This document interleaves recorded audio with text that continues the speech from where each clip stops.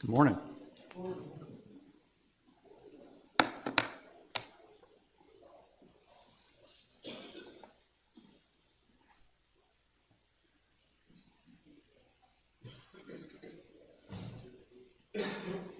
All right, we are continuing in Isaiah. We're in chapter 22 this morning.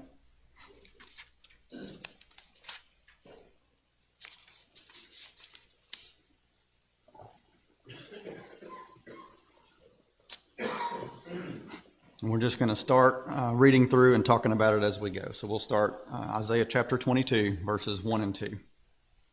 An oracle concerning the valley of vision. What troubles you now that you have all gone up on the roofs, O town full of commotion, O city of tumult and revelry? Your slain were not killed by the sword, nor did they die in battle. So it talks about the valley of vision, but it's talking about Jerusalem. Jerusalem itself is in a valley. Jerusalem itself is set up on a hill, but it's surrounded by valleys, and so a lot of the people that lived or went to the temple to worship in Jerusalem did live in the valleys around Jerusalem. We're also in the middle of prophecies, between prophecies around Babylon, and the next chapter is prophecies about Tyre. So why is it that the prophecy of God's people is right here in the middle of those, do you think? They're going to be right there in the middle of Syria is coming right up to the neck. Babylon is Jerusalem. Yeah. So they're right here in the middle of it because God is essentially saying he's not separating his people anymore from the people surrounding them. God had this wall up around them before. He had been with them, but at this point in time, he's no longer protecting them, which is what we're going to get into in this chapter. He's judging them for their sin just the same as he's judging all the nations around them for the sins that they had. Starts off with an idea of commotion going on in the city. Talks about them going up on the roof to see what's going on. They want to see what all the noise is about, just like we would do, I think, in our homes. I live on the corner of two main roads, so we hear fire trucks or police cars going by, or if somebody's pulled over, I may walk up on the balcony and try to look and see what's going on. So that's the idea that they're talking about. Something loud's going on, something's going on around them. Everybody's coming up to the roof to see what's going on. And then it says that they were a tumultuous city, but not in a way that pleased the Lord. Before, we've seen in chapters before, they talk about a lot of pomp. So there's a lot of arrogance, a lot of pride. There was a city basically of partying is what it's talking about. They enjoyed eating and drinking and having a good time. And those were the things that God's calling out here. It's a sinful city, just like we have Sin City in our country. This was Sin City at that point. So much so that God says he's going to allow it to be destroyed. And it says in the prophecy that their slain men were not slain by the sword, nor dead in battle. So what's that referring to in this prophecy?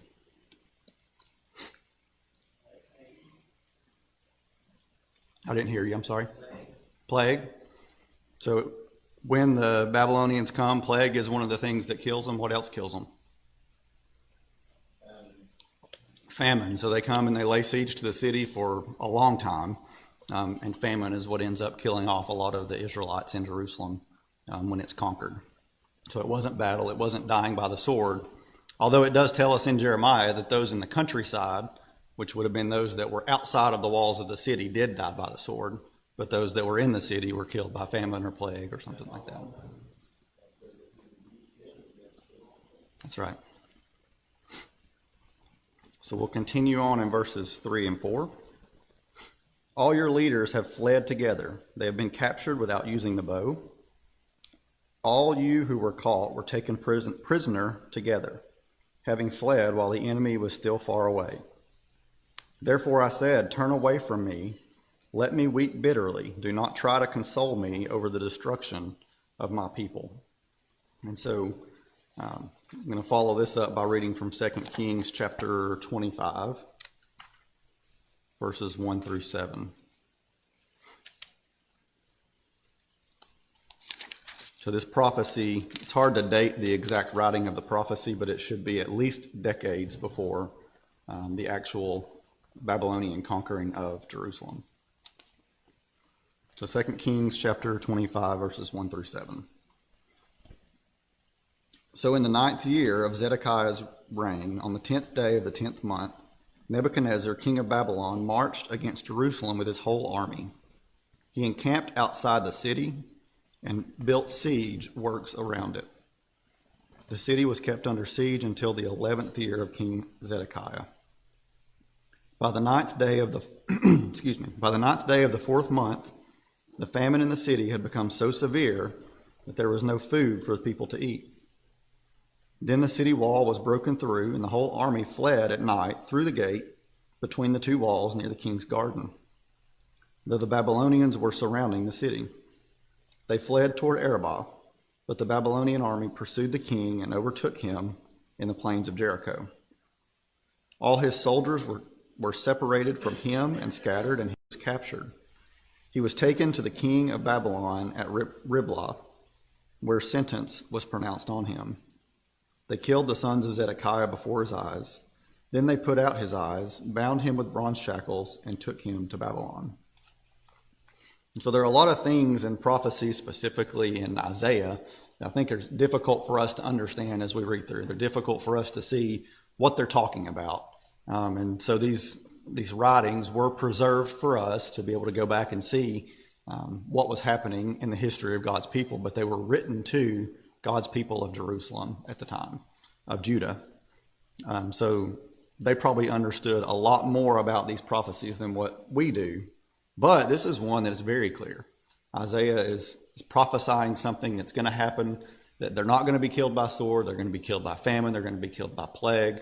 So these are things that he's saying decades before it happens, this is what's going to happen. And then we read in later writings that that's actually how it went down. And he predicted that the leaders will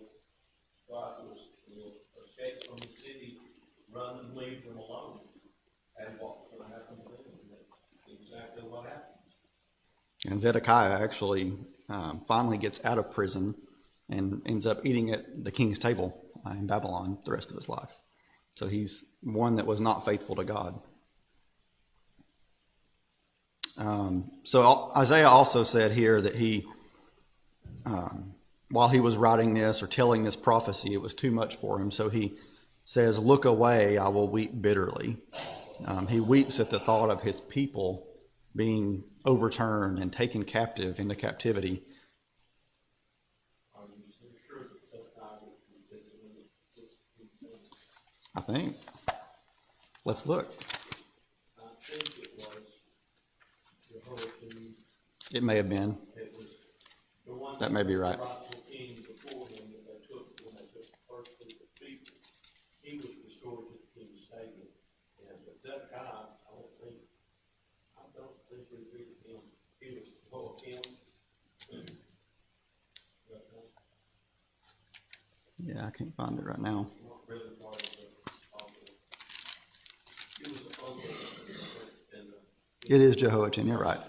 It's right after the reading of Zedekiah. That's why I got it confused. This one rebelled, and he had sworn by God that he would be faithful and to the king, to Babylon, and then he refused to. And so that's what brought all this fighting upon him. And so he was, and I think the other place where we're told this, he is charged with that he did not, because he did not follow the vow that he made in the name of the Lord. Okay, thank you for that. So Isaiah says that he weeps bitterly, which this is very different than the response of everybody else in Jerusalem at the time. Isaiah is sad to see what's happening to his people, and we'll read later on that they're out partying in the streets. They don't care what happens tomorrow. We'll continue on in Isaiah chapter 22, verses 5 through 11. The Lord Almighty, has a day of tumult and trampling and terror in the valley of vision, a day of battering down walls and of crying out to the mountains. Elam takes up the quiver with her charioteers and horses. Ker uncovers the shield, Your choicest valleys are full of chariots, and horsemen are posted at the city gates. The defenses of Judah are stripped away. And you looked in that day to the weapons in the palace of the forest. You saw that the city of David had many breaches in its defenses. You stored up water in the lower pool. You counted the buildings in Jerusalem and tore down houses to strengthen the wall. You built a reservoir between the two walls for the water of the old pool, but you did not look to the one who made it, or have regard for the one who planned it long ago. So 2 Chronicles tells us that when the Babylonians take over Jerusalem, that they tear down the walls of the city. So we know that that's something that happens after that. This mentions Elam. Why are they mentioned? Who is Elam?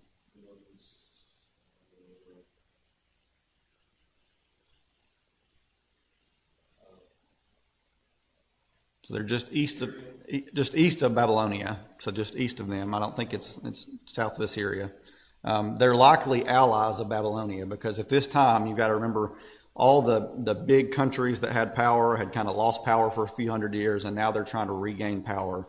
They're trying to take over these areas. And so there's a battle between the Assyrians and Babylonians on the east and Egypt from the west or southwest.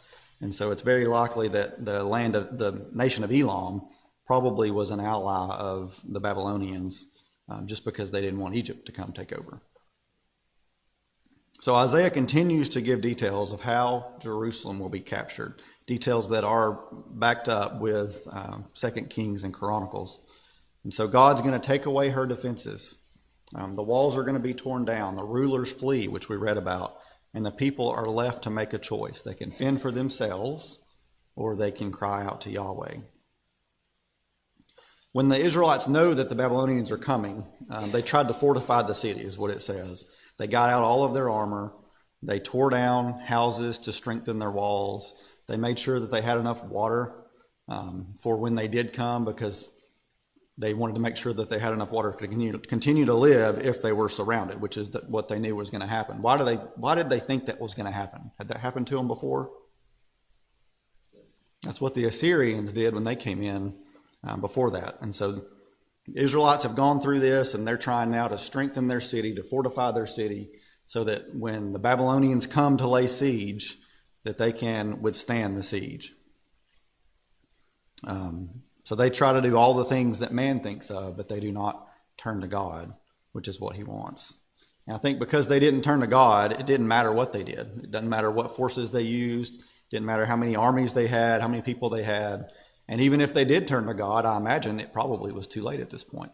God had already decided that he was going to allow the Babylonians to come in and take over the Israelites at this time. So God could have used anything. When we look at Gideon, God used just 300 men to take over the Midianites. He could have done the same with the Babylonians. It could have taken as few as 300 men. He caused, when the Assyrians came and tried to take over Jerusalem, Judah, God caused 185,000 of them just to die in their sleep overnight. So God could have done that to the Israelites in Judah. There are so many ways that God could have done this. It would not have mattered what the Israelites did. And that's what they were doing. They were not looking to God. They were not seeking God's help, even though they had all these instances in their history where God had come in and done these miraculous things to help them. Continuing on in verses 12 and 13. The Lord Almighty, called you on that day to weep and to wail, to tear out your hair and put on a sackcloth. But see, there is joy and revelry, slaughtering of cattle and killing of sheep, eating of meat and drinking of wine.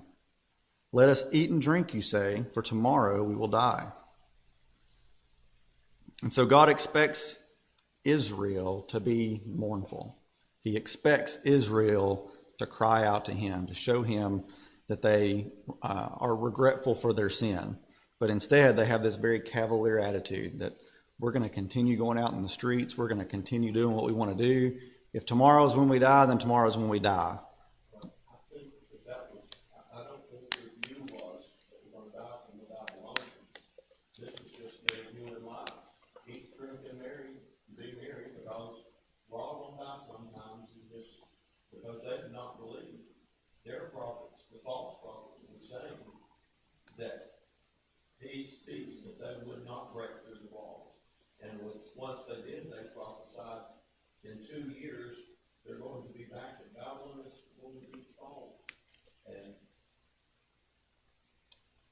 refused to listen to God's prophets to all said the same thing. Yeah, you can almost hear the sarcasm in it as they say it too. Even when they know it's coming, do they really believe that it's going to happen? Either way, it doesn't matter. It's still the same attitude. If they believe that they're going to be overtaken, they still are just going to eat, drink, and be merry. Or they may believe that God's going to come through for them because he's done that in the past, just like he did when the Assyrians tried to take over Judah before. They're now the last remnant of God's people. They've already taken over the nation of the northern kingdom of Israel. And so probably in their minds, they're invincible. They're untouchable. God's going to protect them no matter what. They can do whatever they want to. They've gotten away with it for hundreds of years. And that God's just not going to wipe them away or send them out of the land. Well, the temple was there, and they trusted that because the temple was there, not their worship, because they closed that down anyway. But because the temple was there, and that Jerusalem had never fallen, that it would never fall, that God would never allow it to happen. So they had faith in God. They just didn't respect and revere God. Yeah, they were wrong. In verse 14, it says, "The Lord Almighty has revealed this in my hearing. Till your dying day, this sin will not be atoned for, says the Lord Almighty." What sin are they talking about? Is he talking about here will not be atoned for? It's pride. It's not the alcohol. It's not the gluttony. Those are sins and they shouldn't do those, but it's talking about pride. Just as we've talked about in all the prior chapters, the sin of all these nations, including Israel, including now Judah, their sin is pride. They're taking pride in themselves, the things that they can do, and they're not looking to God. The next few verses go on to talk more about that sin particularly.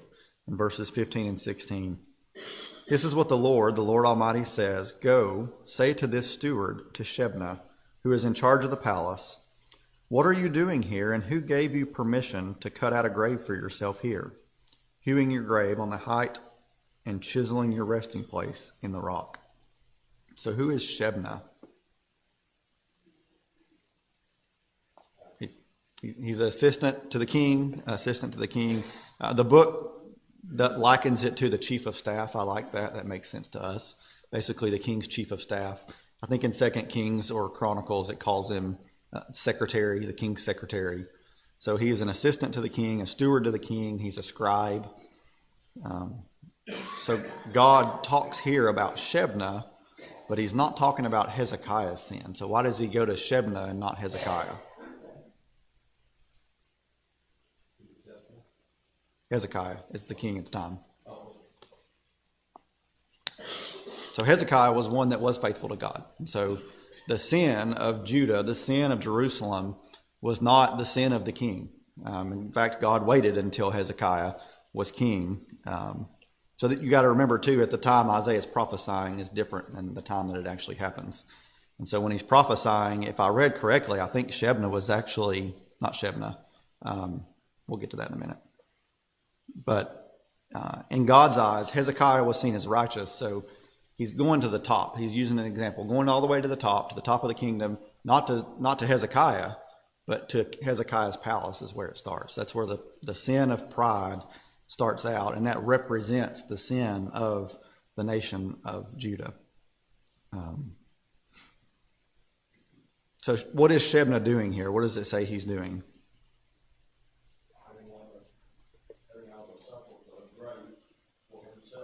What kind of grave? Big, elaborate, nice grave. And what does that signify? What does that mean? Why would he do that? Why did people do that? It was pride. It showed money, wealth, power. Those things is what this represented. So Shebna represented the sin of Jerusalem, the sin of pride. They were looking for the things of man. They were looking for wealth. They were looking for power, which goes all the way back to when they asked for a king hundreds of years ago, when they were had just the judges. In verses 17 through 19. "Beware, the Lord is about to take firm hold of you and hurl you away, O you mighty man. He will roll you up like a ball and throw you into a large country. There you will die, and your splendid chariots will remain. You disgrace to your master's house. I will depose you from your office, and you will be ousted from your position." And so God responds to the pride of Shebna. Shebna builds this elaborate tomb, and God comes in and says, "What? You're not going to be buried there. You're going to be kicked out of the kingdom. You're going to die somewhere else. You're going to be exiled, and you're going to die in exile. And I'm going to replace you. I'm going to take you out of your office, and I'm going to put somebody else into office in your place. So you're going to die away from Jerusalem without prestige, without honor, because of this sin of pride that you've got." And continuing on in verse 20. "In that day I will summon my servant Eliakim, son of Hilkiah. I will clothe him with your robe and fasten your sash around him, and hand your authority over to him. He will be a father to those who live in Jerusalem and to the house of Judah. I will place on his shoulder the key to the house of David. What he opens, no one can shut, and what he shuts, no one can open. I will drive him like a peg into a firm place. He will be a seat of honor for the house of his father. All the glory of his family will hang on him, its offspring and offshoots, all its lesser vessels, from the bowls to all the jars. In that day, declares the Lord Almighty, the peg driven into the firm place will give way. It will be sheared off and will fall, and the load hanging on it will be cut down.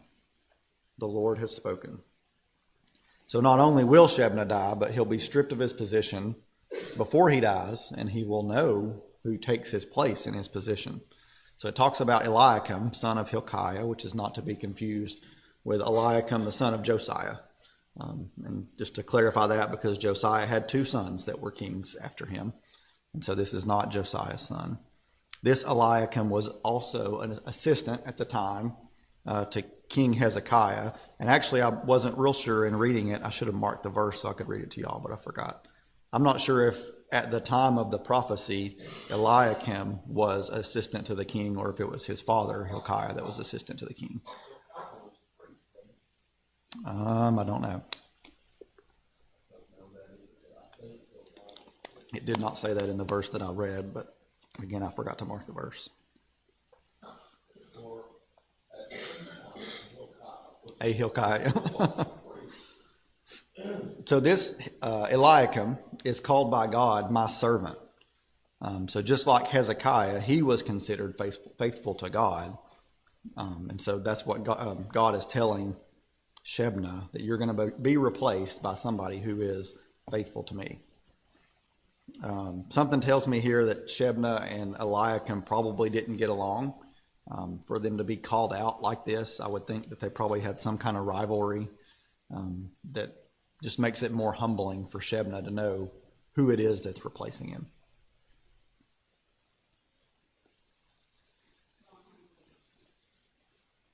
This one was? Okay, thank you.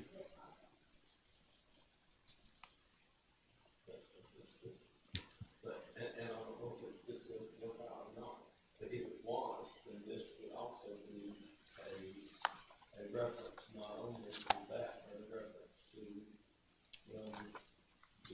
the priesthood too. That would, if he was the son of the high priest, then this would be God's judgment on the priests also, which he did. Yes.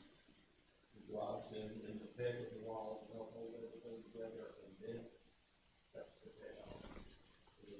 Right. All right, so how does all this apply to us? At the time I mentioned earlier, prophecies are often hard to understand until they happen or after the fact. These prophets weren't psychics that they were just telling them, this is what's going to happen to you tomorrow, this is what's going to happen next week or next year. They were prophesying about things that were going to happen decades or even centuries later. And so if you think about just the mindset of the Israelites, they're looking at these prophecies and they're not seeing that they're coming. They're not told when they're going to happen, first of all. So they don't know when it's going to happen. They just have to have faith that these prophets are prophets of God by the way that they act and the way that they live.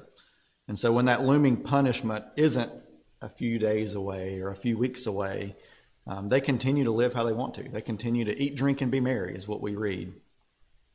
I thought you were about to comment. Oh, sorry. So also, in the back of their minds, they're also thinking about everything that's God's done for them before to protect them. They know, with the Assyrians that they captured the northern kingdom of Israel, but they tried to capture Judah and they couldn't. God protected them then. So they've got these things in the back of their mind where they're thinking, God's going to be with us. God's going to protect us. So this was the time when he wrote this, it was in the time of Hezekiah. Then that was when that happened. They had just seen 125,000 dying outside the city wall. And so if it was, yeah, this is if this was kind of wrong. Right. And even if, and it may have been a couple decades later, because the Isaiah was spanned very, very many decades. But it was, right. Right. They knew about it. And since then, there was no other nation that had come in and taken over them. So they still had that in the back of their minds. They thought that they were untouchable. They were God's chosen people. They were more protected because of that. They were the last remaining bit of God's chosen people. So they continued that pottering lifestyle. They continued doing what they wanted to do, thinking God's going to protect me. And I think we can look back on them and judge them for that, but we can have that same mindset today. I think we can get into a place to where God's blessed us in certain parts of our lives, and we think, well, God has shown favor on me before. He will continue to show favor on me in the future. But we fall into sin, whatever the sin may be. We all fall into different sin. And we continue to do that sin over and over again. And then if we don't see the consequences that day or the next day or the next week from that sin, we're going to think, hey, that's okay. I can keep doing that. Nobody's going to know. God's not punishing me for it. I can just continue to do that. And that leads to another sin, which leads to another sin. And eventually we fall away from God, so much so that we're like the Israelites. I don't think it's that far of a stretch to think that what they did was just terrible. They're human beings just like we're human beings. And so we're susceptible to the same sin that they had. Their biggest one being pride, which then led to all these other sins that they had, partying and drinking and gluttony and all that. And I think we should keep in mind that it was not a sin. It was a sin that turned into that lifestyle, which was living in sin, walking in sin for us today, as opposed to walking in the light.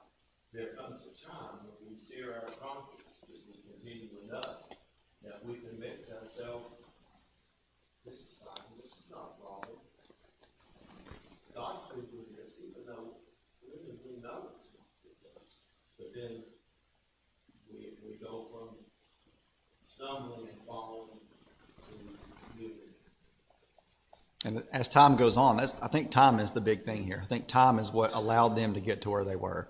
When they didn't see consequences right away from their actions, they continued doing those actions and then adding to that. I see this pride in our world today. I think you have pride, and so does America. When you have two prideful forces facing each other, and neither one of them really recognizing God. And I don't believe that we as a nation recognize God anymore like we did in the original house of the Empire. I think we're primed for a world of hurt if we don't heed this prophecy and pay attention to what happened to Israel. I agree. America's This last week, we saw two of our leaders call for, one was assassination and one was the attack, cyber attacks on Russia. Both of those are war, without war. I mean, these people don't stop to think what they're actually doing, know what it is. We should have a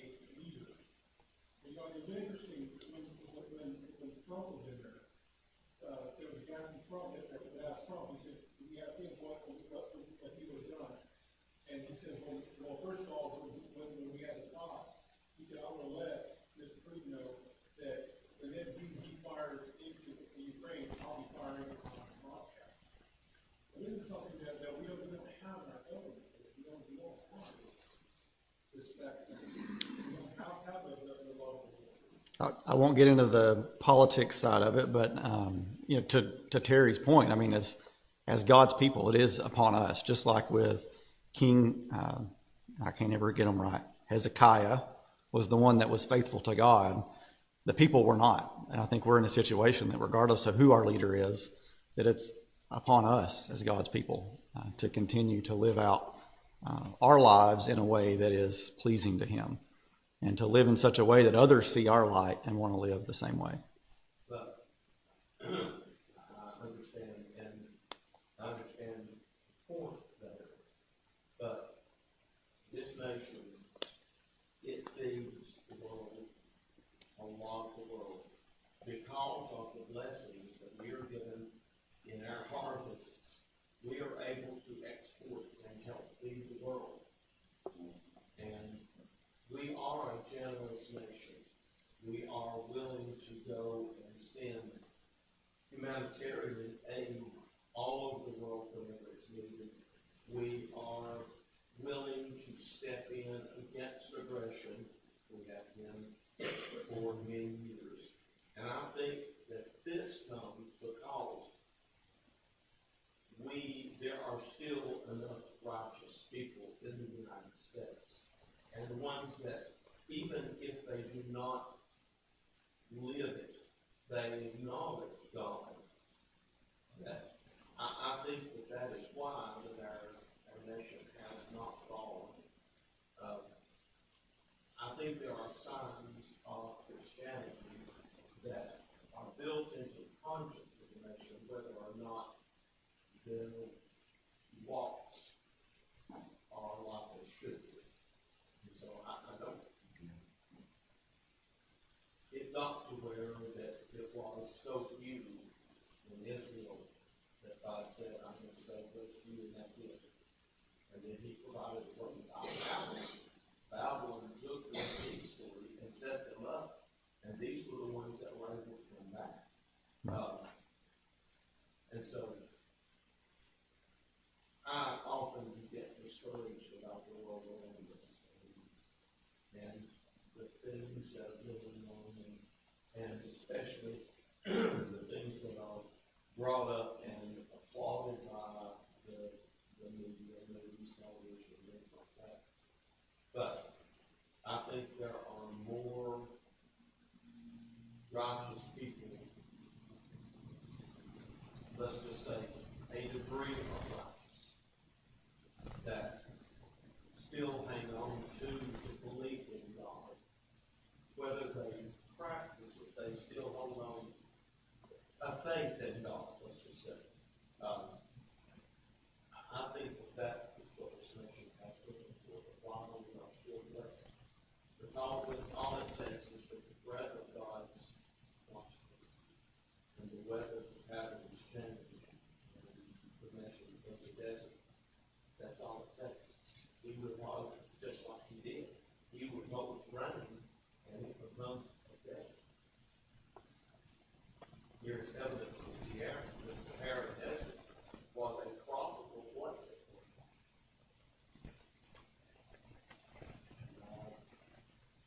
God is in control. And it wouldn't even take a nation, it wouldn't take anything. All it would take is His decision to withhold rain, and we would start. I think, to me, a lot of it goes back to time that I was talking about earlier. We're just looking back at the history of the Israelites. They didn't turn away from God in 20 years or 50 years. It took several hundred years for them to turn away. And so there's got to be this point in between this country that's fully faithful to God, which is what we saw basically with the United States when we were formed.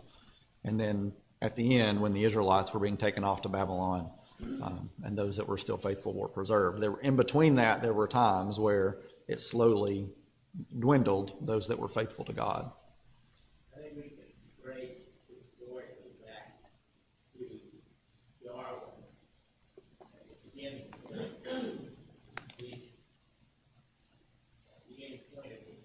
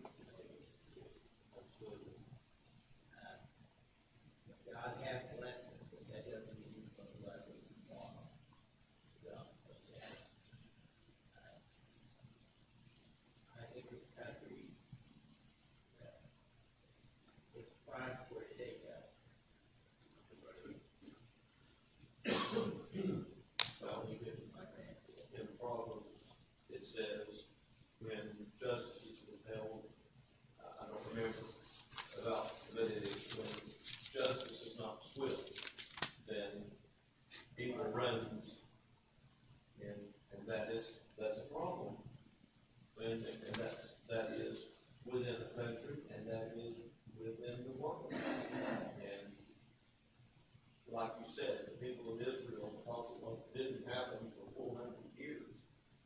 Well, our world today, God has clearly said by his prophets and his son, in his coming, it's going to come like a thief in the night. And yet, people have, in the first century, we read in Colossians and Thessalonians that they were quitting and just sitting there waiting for God to come again. And even the apostles, in their writings, seemed to think that it was coming in their lifetime that Jesus was coming back. And so when it didn't happen, then over all this time, it's kind of passing out of the mindset that, we may give credence or not to the fact that Christ is coming back again. But it's been delayed this long, so, it's been over 2,000 years, so why should it be now? And it's just like all the rest of them that we've been talking about. It's delayed, and so the consequences out there right. Even though Jesus may come for us in an hour, one at a time. I mean, it's like in the song, in Christ alone, till he returns or calls me home. Either way, Christ returns for us one at a time, and then all together too. I think it's difficult for us as humans, just in general, that aspect of time. I just think of my schedule. I had a softball parent ask me last weekend at practice when our next play day was, and I was like, I don't know. That's more than a week away. I just keep up with the next week. So I think it's within our human nature that we're focused on right now, what's going on right now, today, tomorrow, next week. And we really don't put much effort into thinking about what's going to happen next year or in the following years. I think that's just part of our nature. It's just part of who we are. And we can see that it's been that way for thousands of years. And it's... And all of this that we've been talking about is why Christians need to pray fervently every day for this nation, for our leaders, whether we like them or not, that God will use them to bless the children. We're told in the New Testament to pray that we might live quiet and peaceful lives and that we might be in worship. And that should be our prayers all the time. But that was one of the hardest things for me was that our leaders are chosen of God, and that we need to respect the position, even if we don't respect the person. We respect the position. Right. Jesus, when they said, whose coin is this? Whose inscription? And he said, give to Caesar the things that are Caesar's, and God the things that are God. These are taxes that paid the Roman soldiers that crucified him. Right. And Jesus knew what was ahead. And yet, he did not say, revolt against these Romans because I know the evil they're going to cause. And they caused horrific suffering, not only to the Jews, destruction to the Jews, Christians, the next 200 years. But God said, God the Son said, render unto Caesar the things that are Caesar's, and God that ought to be God. And that's, if we keep those in mind, then Even in this time whenever we're looking at crazy attacks on Western, remember that there are still Christians that are not bound or need to, and we need to pray for them as well. That's right. So we're going over time. I'm going to end us on 2 verses. John kind of alluded to it earlier, talking about this concept of time and one sin leading to another, not getting punishment for that. If you look at Isaiah in chapter 2, at the very beginning of all of his prophecies, chapter 2, verse 5, he says, come, house of Jacob, and let us walk in the light of the Lord. So that is a message that is consistent from the Old Testament to the New Testament. We read in John chapter 12, verse 35, Jesus told them, you are going to have the light just a little while longer. While you have the light, walk while you have the light, before darkness overtakes you. Whoever walks in the dark does not know where they are going. Believe in the light while you have the light, so that you may become children of the light. So we've got this message throughout the Old and the New Testament about walking in the light. It's not this concept of being perfect and not falling into sin, but it's the concept of when you fall into sin, get back up and continue walking in the light. And don't let that sin overtake you and lead into more sin. So that's all we've got time for today. Thank you all for the discussion. A lot of good discussion today. And we'll continue on next week.